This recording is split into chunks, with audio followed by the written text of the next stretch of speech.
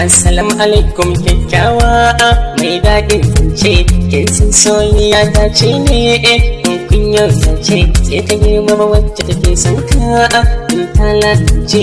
Ni dai na san da tana sona dan ta lalace.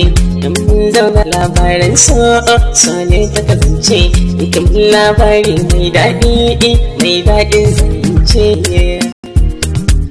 Da aya sunan suna ki da farko zauna ki ga yamin, kin san ke ce matar aure na haka sun ya ga yamin. Kin san zan ba da sadakin ki ko da miliki ne, kin san soyayya dace ne kuma tushen kauna.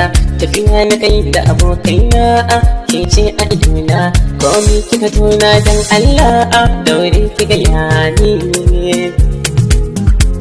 daure ki ga yamin. Kyakkyawar mata ke ce zaɓi na,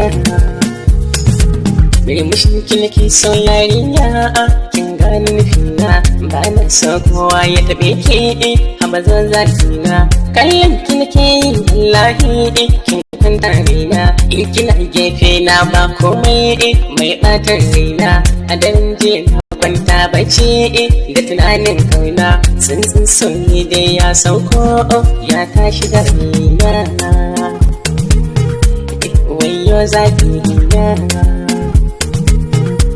ke ce kalbi na, kyakkyawar mata.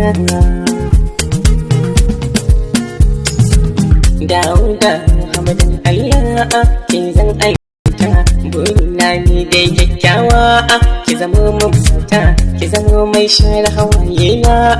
Kyakkyawar ta a cikin taro na abokaina to zan nuna ta, ni dai ita ce matar aure na ko kun raina ta.